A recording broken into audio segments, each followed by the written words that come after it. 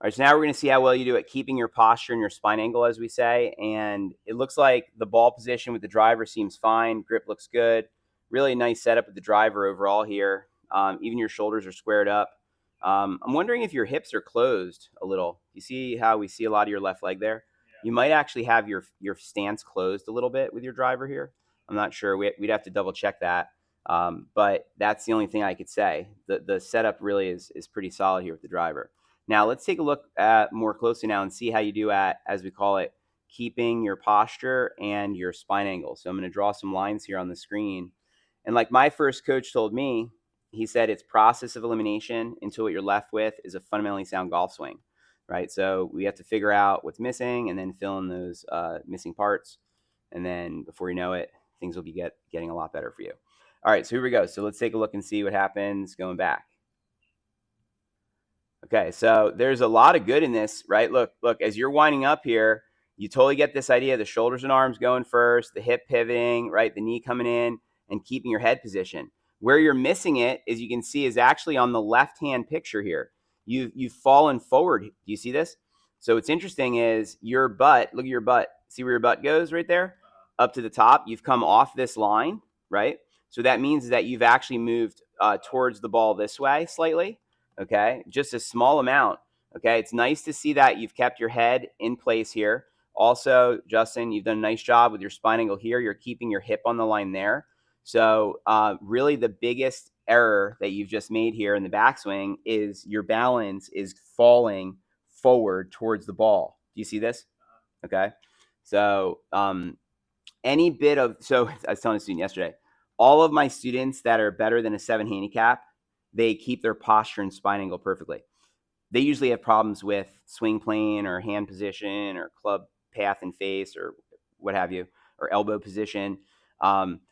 Most of low single digits are perfectly keeping their posture. So it seems like a subtle amount, only a couple inches that your butt came off the line. But to me, that's very significant because that's going to now make you somehow not as consistent when you're playing on the course for sure.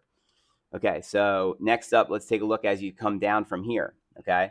Now, as you come back down from here, okay, we usually like to put a vertical line on the front foot to check to see how, somebody's doing with their balance and where they're at with all that. So as you then bring it back down, let's take a look and see where you go. Whoa, so you can see way off the back line. That's what's going on here, okay? So your lower body is way out of position right now, okay? That's how things are getting all kind of like out of control here. Yeah, this is referred to as early extension. Okay. If you go to the if you're into this, you can go and look at like the MyTPI website. Dave Phillips, who I've met, he did a little thing on this. It's this problem here, right? Early extension, where you see how his butt's coming off this back line here, right? And your butt's supposed to be on the line. So long story short here, you're coming off of this line here, and look, your spine angle's there, and now your hip's getting over here a little bit too far. So what's amazing, though, is you've kept your head position, which is why, you've been, as low as 1 handicap, no surprise. But the lower body here is way out of place, which therefore then, as you said, you're standing up out of your posture. You're coming up out of posture during the swing, right? You with me? Okay. So wait one sec here. Do this again. The good thing for you is I fix this all day long. You know what I mean? This is what I do. So it's not a problem. Okay. Then as you come through, let's see here. So you're coming in. It's interesting. This one looks like it's way high on the face. You know what I mean? It didn't seem center. It's interesting because you had a lot of them on the center. Maybe sometimes it's center, sometimes it's high, and we didn't get a reading, possibly. Because see where it's hitting? Doesn't it look like it's real high on the face there? High inside. Doesn't it? On that shot? Do you see over here on the left? Yeah. Look, I'll zoom in if you want. Yeah, you see what I'm saying? Yeah. So it must be that sometimes you're center, sometimes you're not. Probably why is because of that lower body out of position, right? The whole thing hinges on that, if you will. Then you come through here. Now, look, you have a lot of twist in the face here through the ball. Do you see this? Your face is open, square, and then shut, literally like this, okay? The majority of the players today, when they're using the face of the golf club, for example, I'm going to bring up Dustin Johnson's driver swing. You're going to see here that with his driver swing, watch this. When he comes through the ball here in a moment, you're going to see that the face angle on the left, watch the club face, it's square. Look, it's still that way. And then look, it's still that way. See how there's a longer period of time that his club face is square than yours. So that's why you're experiencing so much inconsistency, is you have a lot of twisting happening through the impact area, okay? And so I use a device here at my golf center to train my students. I use the wrist clicker, and I use this in coordination with a lie angle tool, okay? And so have you seen this device yet? Basically what it's for is it actually allows us to be able to know if you're supinating or not. So as you'll hear, you hear how it clicks. If it clicks, that means I supinate, right? And so you're supposed to supinate, and then you're supposed to try to keep your face going where? Right. You might not, we'll have to put this on your hand and see if it's clicking.